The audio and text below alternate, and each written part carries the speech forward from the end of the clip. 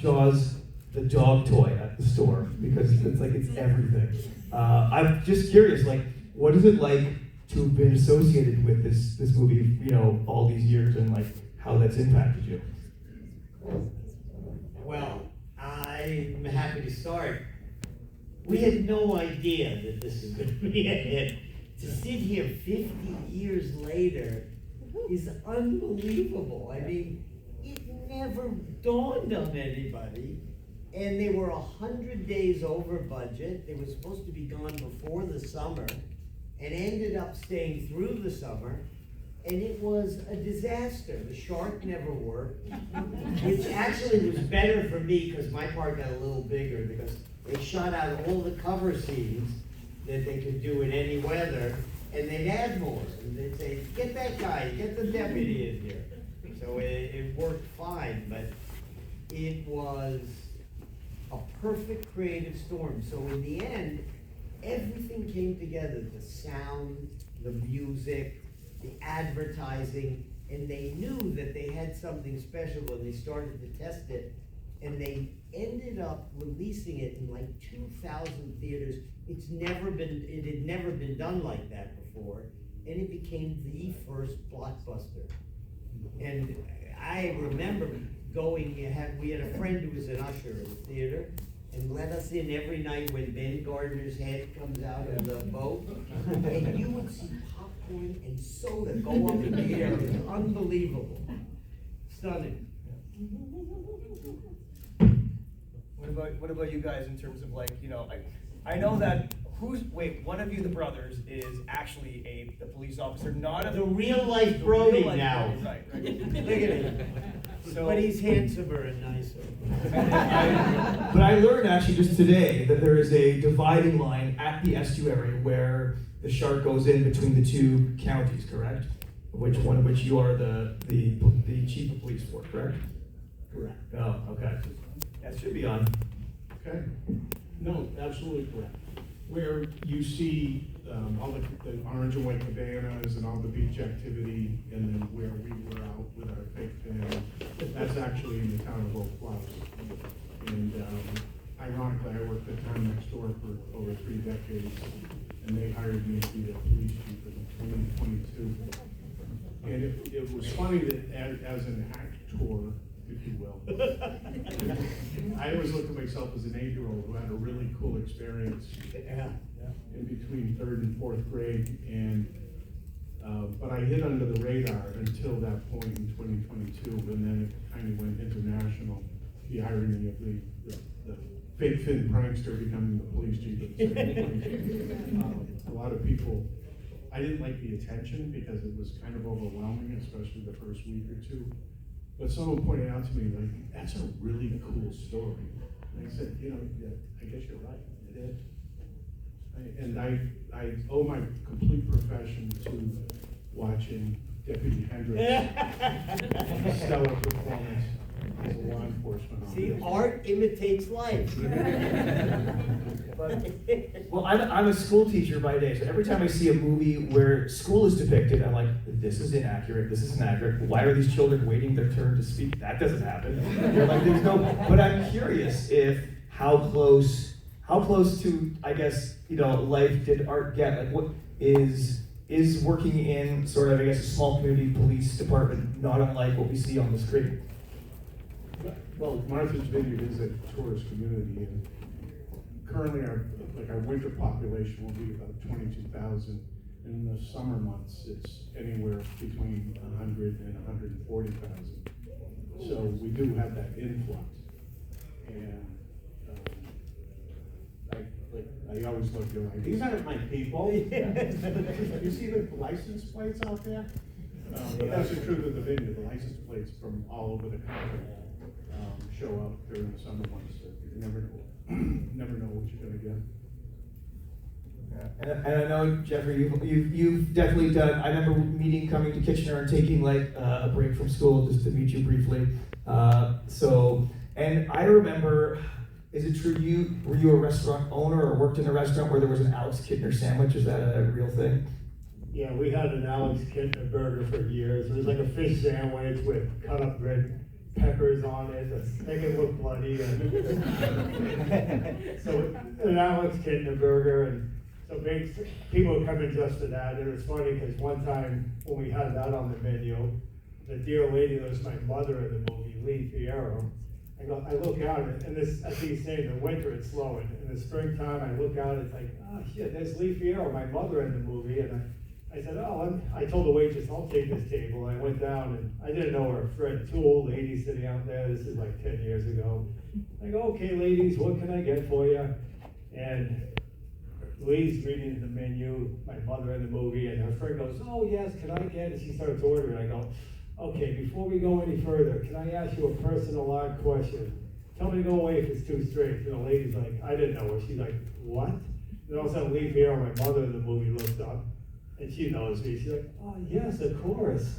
And then she's like, I go, okay, it's a little odd, but any chance do you believe in reincarnation? Because I think I died years ago, and you look like my mother in my previous life. And her friend looks at me like, what the hell? And then all of a sudden, Lee, her eyes, she looks just like in the movie. She was a sweetie, and she goes, oh my God, I had a son that died back in the 70s. And her friend looks at her, and they're like, what?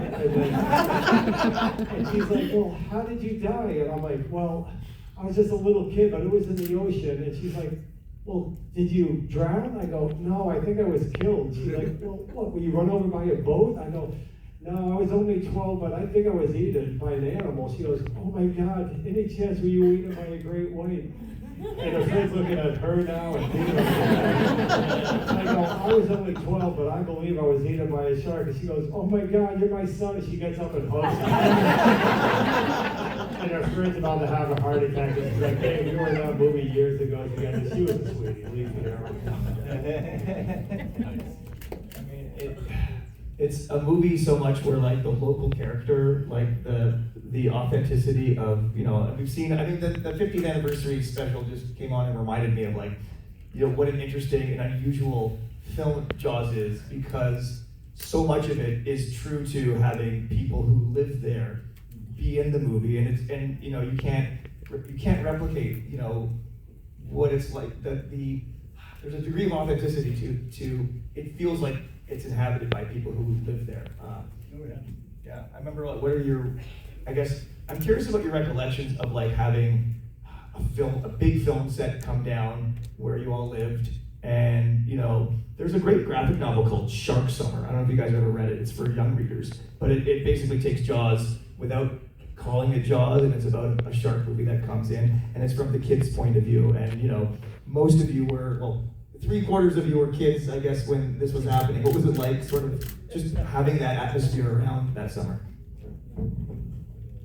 It was interesting, to say the least. It was something we hadn't seen. A lot of the local businesses got involved as well and helped out, supporting one way or another. But, you know, you grow up on an island, you go to the beach anyway. Now we were getting paid to do it, you know? And it worked out pretty well.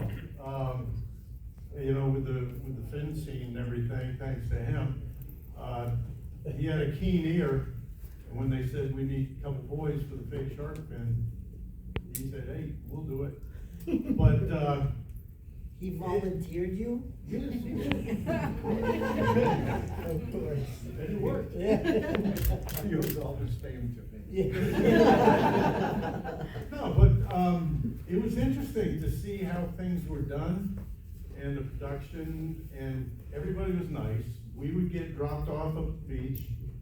After we signed our time cards, we'd go hit the food truck, get a Danish or whatever, or 7, you know, how kids are. And then we'd go sit on the beach. And then they would pick us up at the end of the day. And it just to see how it was made and all the hubbub. I mean, it was very bustling. And then, you know, a year later, to see the final product come out, and, you know, as Islanders, you know, you saw it being made, but still you would jump at certain parts, you'd laugh at other parts, like when Chief Brody's leaving his house, And then the next scene, which is a couple seconds, he's on the other end of the island, which would take him about 30 minutes to get there, you know? But, and you're just sitting there picking people out and places and everything. It's like, oh yeah, I remember when they did that. It was a very good experience. And the crowds, the local doctors were in it, and lawyers, and the local hotel owner, and everybody you knew. And that's why one reason it just kind of resonated is that it was a very real community. Stephen had this woman named Shari Rhodes, who was a casting director, and she did the same thing for him on his first film, which was Sugarland Express. And she then ended up doing it on the big one that Dreyfus did right after, Close Encounters of the Third Kind. And what a difference it makes. Because if you didn't have real people in there, it would have made the tone of the whole thing kind of false, I think. And it really worked, and I realized how smart, you know, Steven was still Steven then, he wasn't Spielberg. And I realized later how brilliant he was. The shark never worked. So in that opening scene, you never see the shark. But he did a very Hitchcockian opening where he makes you afraid of whatever it is there in this water. And he shot the whole thing at eye level into the ocean, which made us all feel like we were participants in it. It's much better that way, and he was just brilliant. And then, of course, now he's Spielberg. He's deservedly the most famous filmmaker of our time. That being said, I didn't know they were just on a low budget, and that's why they hired all of us. But I would later learn that the objective was to make it more realistic, and if you had a bunch of A-list actors in there, it would not be. Nobody would. Yeah, I agree. Sing it back. And that's why Jeffrey Kramer was chosen. But how fun is this? So, like, I was 8, you were in. I was, I was late 20s. But to grow up and then have that common bond with Jaws. Oh my God. It's been a great experience this year. And just to let you know what the pay was, I was reminded the day we were filming our little scene where they're about to throw us in the water, we were considered converted extras for that one day. And I hit up Steven Spielberg. I'm like, now you said it's $150 for today, right? 8 years old. Questioning Steven Spielberg. Even then he knew. I would do that as an adult, but as an 8-year-old, I just let it fly. Who knew? Yeah, who knew? The thing is, I'll go for it. Spielberg, defeated. Yeah. Well, these guys were well trained. Their father was the chief of police. He never arrested me, however. But I'm also curious, like, what this year has been like for you guys. I mean, is there a lot that you've been, I watched the documentary that came out on Disney. I mean, it feels like a real fun victory lap for anyone associated with that film this year. And I'm curious what this year specifically has been like, but it's 50. I remember in high school, Citizen Kane turned 50, and I was like, oh, that's like an old movie. And now it's like, I was born the year after Jaws, and I'm like, what's happened? Like, it's I don't understand the passage of time anymore. You know what was really interesting? At the 50th, people came from all over the world in this last June, but everyone there could remember how old they were, who they were with, and where they first saw Jaws, and how many experiences in life can ever get a whole crowd to remember that kind of information.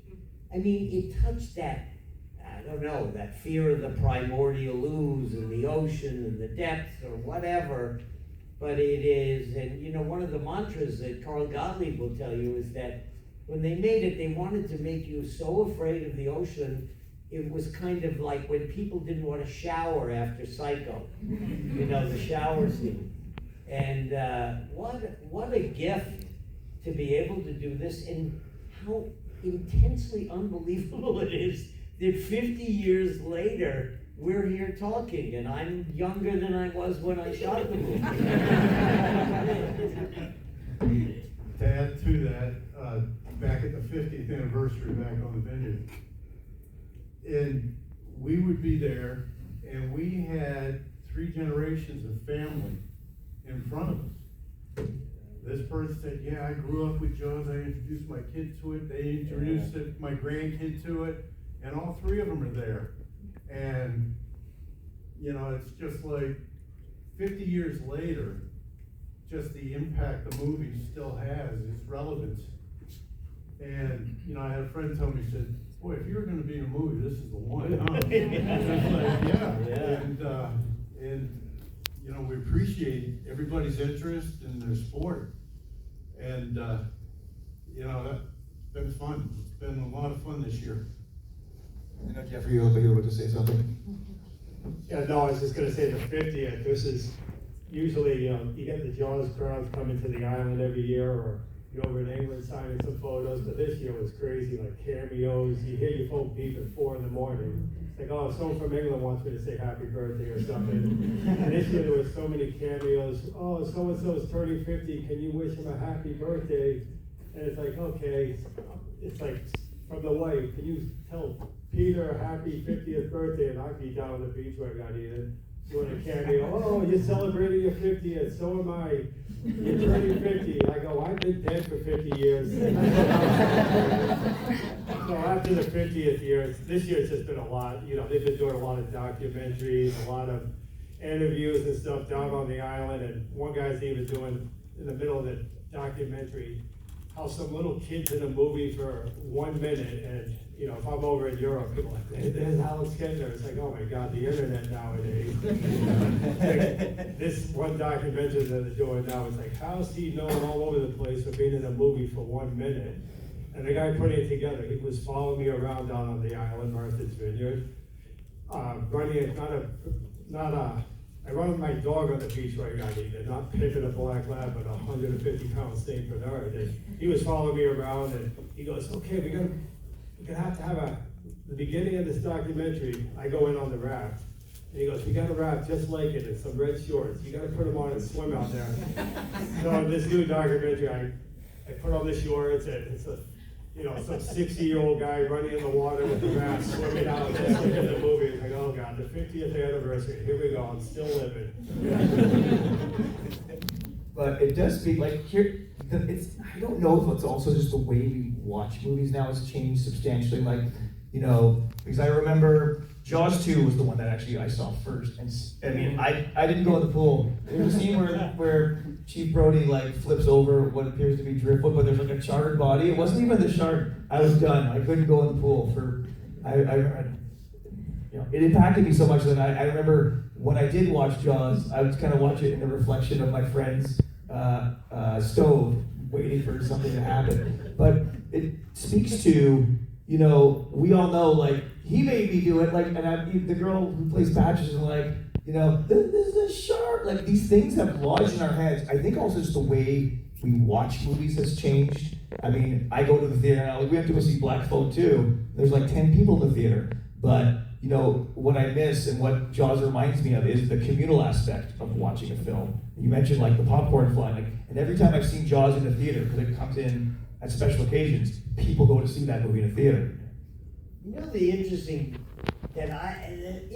part of this is coming to these things and hearing everybody's stories.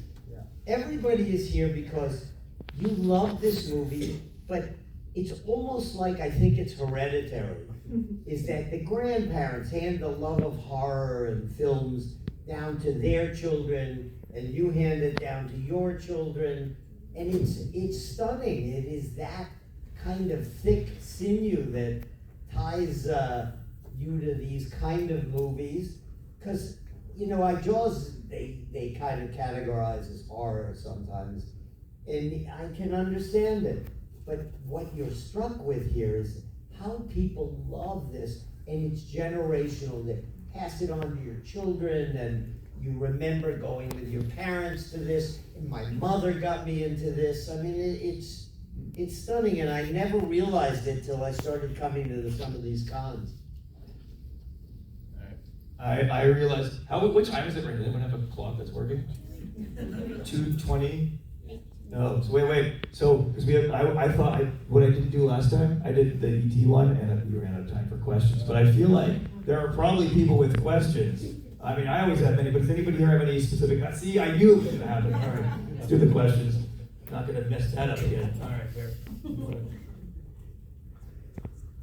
To Jeffrey, the death of Alex Kidner was one of the most horrific scenes in the movie, and I don't think audiences at that point were accustomed to seeing somebody so young, a child, being so viciously killed. I'm just wondering, when you filmed that, were you physically involved in any of that scene, or was it just like a dummy on a raft, or were you involved in the physical filming of it? I don't mean you. You're the man of a dummy. You know Martha's Vineyard, New England, that water they were filming in May, and I'm in that water, I was a dummy. And that water's cold that time of the year, but at first, Spielberg, I got the speaking part, I found out, I didn't even know the name of the movie, we all signed up to be extras, and then I found out I was gonna get eaten by a shark, and everyone on that beach scene where the kids are running in the water before I died, you knew everyone. It's like, oh, there's all my friends, the little sheriff's kids, the older one, Chris Rebello, we were the same age, and the younger one, Jay Melody, you know, the Muffin Man, so you knew all those guys, but Spielberg goes, beg to go in, and when you get to the water, you're done. And I was making 100 more than all my friends on the beach, and I didn't even have to go in the water, because it's cold in May. And so, Spielberg goes, when you get to the water, you're done. And he tells all my friends, go in the water. It was pretty shallow. He goes, all you get on your knees and stay on your knees until we stop filming. So it's like, oh, my brother, all my friends are going in, freezing their little asses off, and I don't even have to go in there. I'm making more than them. And then in Oak Bluffs, where they had the mechanical shark, they had a mannequin that looked just like me. And it comes up, Bruce, the shark bites this little mannequin. And back in the 70s, horror movies, King Kong, Godzilla, this one, the mechanical shark bites its dummy, the head's spinning up in the air, the arms and legs are going, and they're like, people will leave the movie. And that's where Spielberg goes, change the plans, you're gonna have to swim out there. And they had a barrel full of blood. And earn that money. And he's like, oh man, I'm gonna have to go in the water now. I thought, and he's like, swim out to that barrel, when you get there, we'll say cut. And they put a half a raft over this barrel. The front part was blown up, and under the water is two fins on a wheel that would turn. He goes, when it explodes, go in the water and stay in it as long as you can. So at first, it's like, I didn't have to go in the water. Now I have to fly on this thing that's gonna explode, freeze my 12-year-old ass off. And also the first time, blood shoots up in the air in your nose and your eyes, and I go in the water, I swim ashore freezing cold, I go to Spielberg, we all set? No, he was only 27, wanted everything perfect. He goes, no, your arm came out of the water a little. We gotta do it again. And he was saying, Spielberg's like, okay, it's gonna take 7 or 8 hours for this blood to clear out. Everyone come back in 5, but we're all stuck on the beach. Me and my friends, there's nowhere to go. It's like, and I screwed up, and all of a sudden they're like, we're all out freezing cold, and someone comes up to me, Jeff, we got some dressing rooms. Let's go where it's warm. I go, what? Oh, you're part of SAG. It's too cold out here. My friends are all freezing cold because I screwed up. And then day 2, your leg came out of the water. Day 3, your arm came out of the water. Day 4, your leg. And then finally on day 5, Spielberg goes, this is taking way too long, like everything else in the movie. He goes, this time we got 2 guys in wetsuits. And when that explodes, each one's gonna grab one of your legs, lift you in and out of the water a few times to pull you under and give you air. So when you see me going up and down, that's not a shark. It's 2 guys. You like gas me for air, and they pull you underwater, and then I go ashore finally thinking, okay, we're gonna have to do this again. And I go to Spielberg, and we all said it. He's like, yeah, that's perfect. It's like, so it took 5 days to die, but Sounds like you earned your money. Thanks so much. I know there was another question. Oh wait, do you have a question? All right, you wanna use the microphone, or you can use your big talking point? I teach before, yeah. You know what the kids don't get? But like when I'm doing this, like I actually need your attention. It's lost on them. I mean, I can also project my voice. This is for all of you. Did you all know each other before the filming of the movie? And if so, how well did you know each other? actually wrote They were infamous. And Jeffrey had just moved, I just moved to the island the year they were filming it. yeah. But we did, know you guys. yeah, I think he and his siblings. And, I dated his sister. He's a grade younger than me, he's a grade older than me. Some island secrets here. And Jeffrey was ahead of us, Jeffrey Kramer was ahead I of us. was much older, he's telling you. As a kid, he used to make my father milkshakes. I was a soda jerk when I was 13. Right. And So- their dad would come in and I'd make him fraps, was what they called milkshakes in Massachusetts. And that summer I gained 20 pounds, and I made him so thick, flies couldn't get out of him. Yes, we were familiar with him. Yeah. Yeah. That's really fun then, to get to all work together on the same thing that then became this huge deal. Well, this is before they were celebrities. Now they're impossible. Well, this guy here, he was the police in Edgartown for years. Yeah. And I'd be in a restaurant where they have me dying all over the wall, and then I'd look over, and I see him talking to some people just up on the corner of the bank where the parade was. I see him pointing over to our restaurant. I'm like, what the hell is he doing? All of a sudden I'm busy and people come in, oh, we hear you, he's sent him over. Alex Kidner's in there. And then it's like, okay, I know he did that, so some Jaws people will be in the restaurant, I go, see that cop over there? That's the kid with the fake fin, payback time. He still hasn't written back. Yeah. I'll drive by and I was like, were you the kid in Jaws? Yeah. And then I'll speed away. Alright, awesome. Oh, yeah, I think there was a question over here. Alright, I don't think my mic will reach, this mic. Okay, you got that? I got this. Alright. Okay, my question is for Jeffrey. Did you spend a lot of time with Lee Fierro off screen to develop like a relationship with her? Well, Lee was a sweetie. I got to know her over the years, and like, basically, she did a lot of plays on Broadway, so she was kind of from the island. That's how they got her to do that scene. And she was such a sweetie. She would like, oh, she'd be like, the script, Spielberg gave her the script and said, here's what we're gonna use. And she had to go down there and start cursing, you knew about this, and a lot of swears coming out. And she said, she was reading it, looked at it, brought it back the next day and goes, no, I'm not gonna swear. And that's how they changed it, like a lot of little things they changed. So she said, they go, we'll get someone else, and she's perfect, we gotta keep her. And that's when they said, we'll change it, you're gonna slap the sheriff in the face. And she was so sweet. The first time they go, okay, slap him, and he was a boxer for years, and that's why he goes, hit me as hard as you can the first time and make it look good.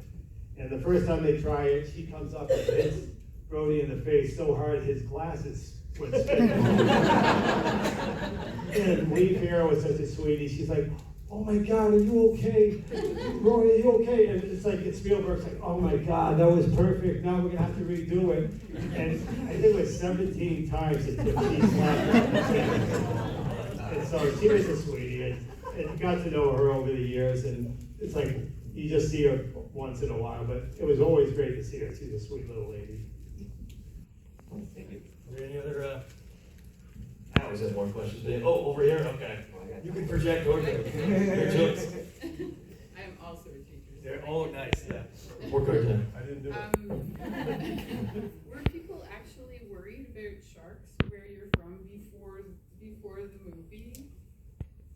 Well, Like, sure. is it something that you guys grew up like being weary of?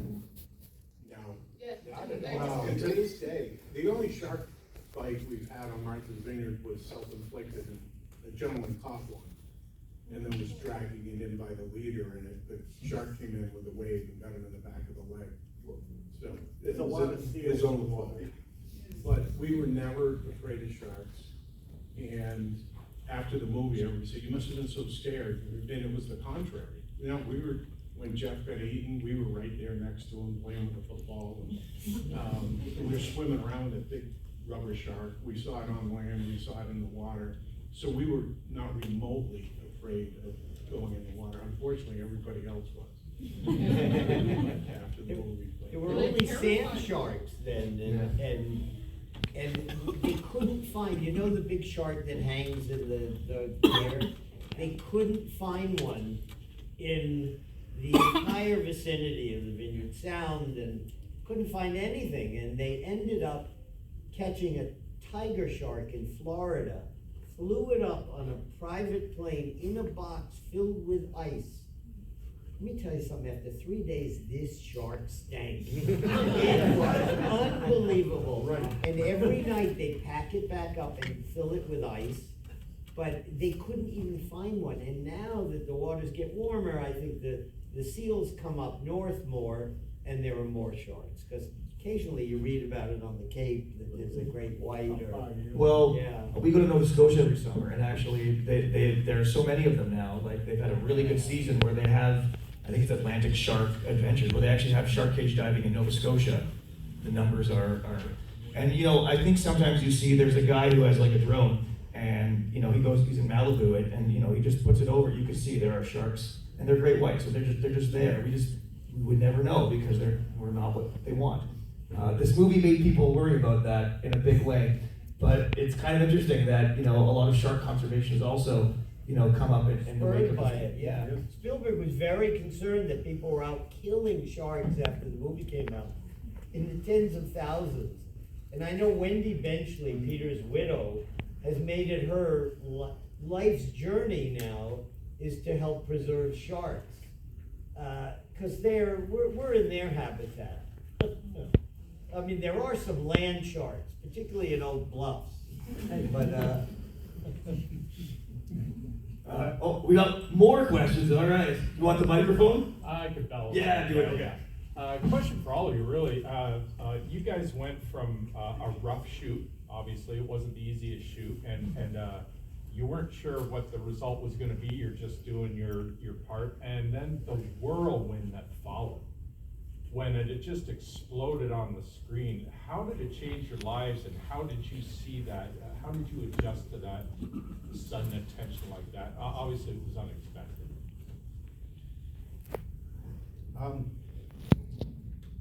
For us, we were still one of the kids on the island that grew up with everybody, and everybody knew us. They knew we were in the movie.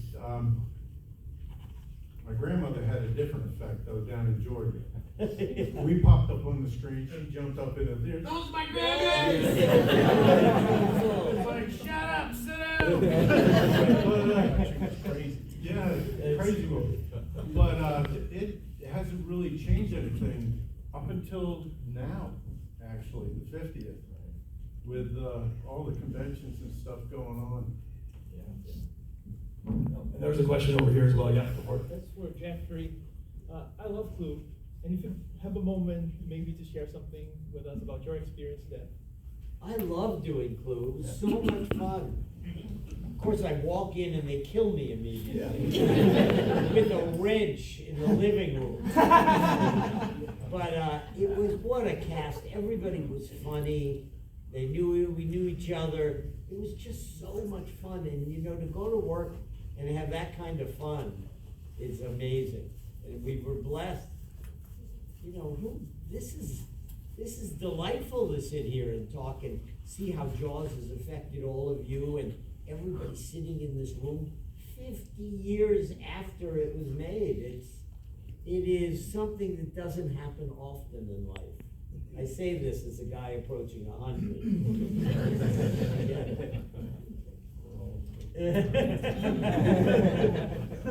And you do get a lot of people that are really into Jaws, and I started doing these cameos, if you ever heard of those, and like last year, Yeah, exactly. it was so strange. I look at this thing, it's like, oh, our father was a big Jaws fan, but he died watching the movie on the couch. And you said you regret. It's like, what the heck? And I call the people in Chicago, I go, what is this? And they go, oh, you get some real odd ones. You don't have to answer it if you don't want. They'll get it. you have 3 days to do it. It's like, and I run my dog on that beach where I got eaten, so I always do it down on the beach. So I was like, why not? So I'm holding my phone up. I go, hey, your father and I had a little something in common. He died watching me die. This is Dead Alex Kendrick, Jeff Voorhees, Sarah Martha's Vineyard, Amity Island. Have a Johnson funeral. And I said, have a Johnson funeral. Thinking, oh, they're gonna be pissed. And you can see this like 5 stars, thank you so much.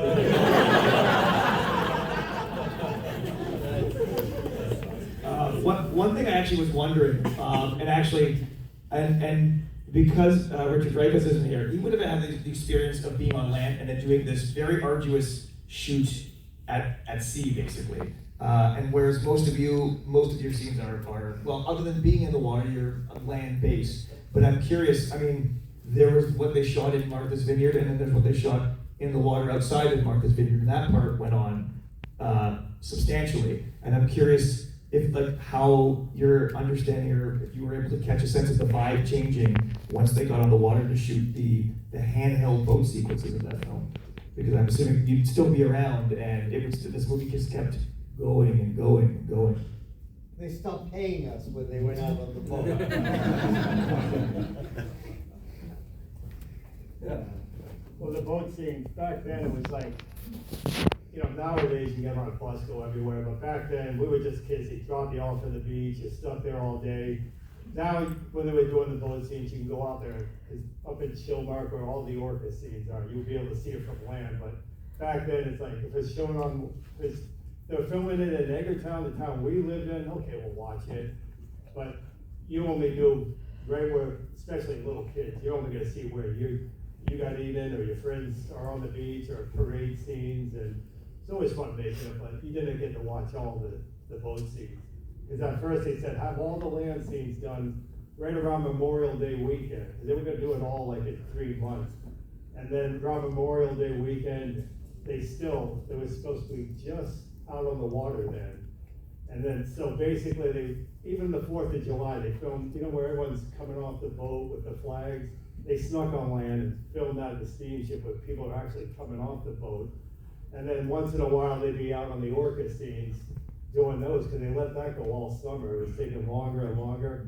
And one time, they finally got, Robert Shaw and Richard Dreyfuss, the two of them, they finally got almost a whole day filming out on the orca, where the barrels are popping up in Venetia. And all of a sudden, Spielberg goes, cut. And Robert Shaw was all pissed. He's like, we almost got a whole day, why are you stopping it?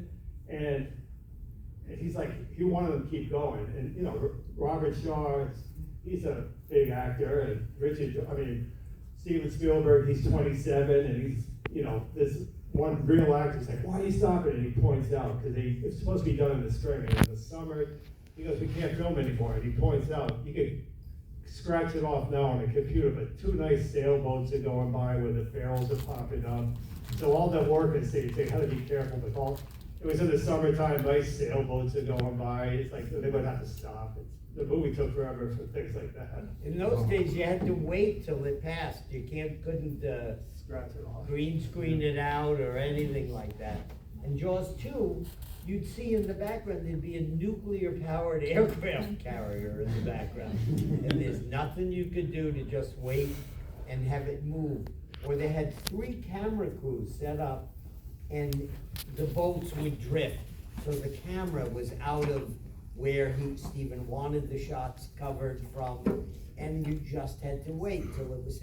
No one had ever shot an entire movie on the real ocean before, and that was a real learning curve. I wonder if Kevin Costner picked up any tips from Naked Waterworld. But you know, it made me think about Jaws 2. I mean, it's also, I believe that was also filmed like back in the same location. So that was in Was it Pennsylvania? Oh, okay, so, all right. A little bit, yeah. It was Some of the actors were, I remember seeing again. And then Pensacola, The the joke- majority of it. The joke was, for anybody in Jaws 2, if you ever went to prison, you got 6 months off of any jail term just for doing Jaws 2 in Pensacola.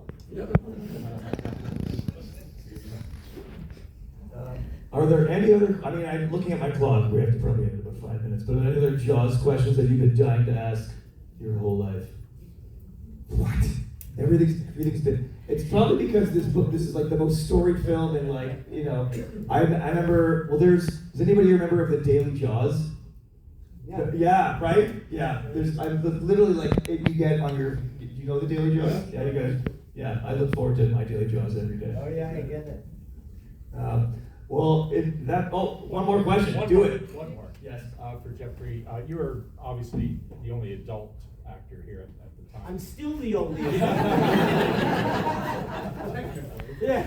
I mean, you had scenes with Roy Scheider, one of the most prominent actors today, and so it's pretty heavy co-star there. How did you get the part of Jaws?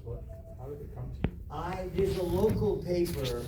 This is before there was the Martha's Vineyard Times, the Vineyard Gazette. And I had seen an ad in the paper because my mom was born in the vineyard, my aunts, my uncles. I have a lot of family. And I read the paper. I had it delivered. And then there was an ad, a little squiggly ad that says Jaws, actors wanted. And I was an actor in New York, and I had my agent call, and I flew to Boston to meet Stephen. And I walked out of there and I thought, I'm going to get this job. There was nothing to read, we just talked. And, you know, sometimes God is good, and I'm grateful. It's all good. I know my last question. I was thinking about this before. Okay, when dead Chrissy's body, we see like the back, like the head and like a hand and some crabs, but like, what were we meant to see? I think there was actually stuff made and that didn't get used. You mean the hand? Yeah. Well, they had some twigs and stuff or seaweed around. And then Stephen says, and they had a girl have a reel come in there, and she laid in the sand. They buried her, this part of her, and it was a real thing, and they had little crabs walking around her and stuff. But it was the first day of principal photography. I was so nervous, I could have really thrown up. I wonder if like the Chrissy hand body doubles around if she's making the rounds for Jaws 50. I wouldn't know who it was. I wouldn't remember. Yeah. We got one question at the back. Yep. You're gonna win seeing me as is because he mentioned her closing out today, having this 50th anniversary. Because she's not able to be with us, maybe you guys could just share an anecdote or just a memory or something about Susan, since she's not with us here for the anniversary. Oh, Susan Backlund. She was a lovely lady. And she ended up living on a boat in Ventura Harbor in California for 40 years with her husband. And she loved going to these shows. She was a stunt woman. And they had her tied and pulled her back and forth. It was so effective, and you never see the shark. And her neck was screwed up for years. Oh, yeah. Because I would be doing a Q&A with her, and she's saying, I don't think they let this happen anymore in Hollywood. She was such a sweetie. She's like, she lived on a sailboat. I never did signings. I started doing, I'd meet up with her a few times a year. It was always great. She was, Susan, it's great to see you. But one time I was doing a Q&A with her, and she's like, I was 27 years old. And her neck was so screwed up for years after that, because they had ropes that were pulling her back and forth. And then she points over to me, and this guy was a little kid, and he's lying on this machine that's blowing up blood everywhere. She's like, I don't think they let him do this anymore. But it was always fun. Every time you meet him, I got to know her and Richard. It was always fun. You'd sit down with the girl swimming naked, and the two of us, she's having a glass of wine talking about living on a sailboat out there. It was always great to see her. She was a sweetie.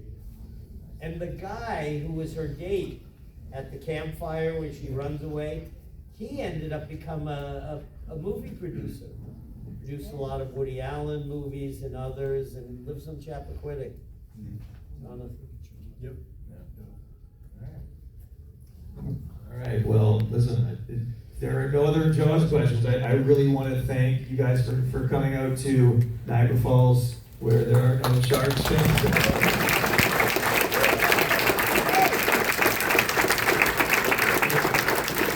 We look forward to seeing you for Jaws 60 then this year.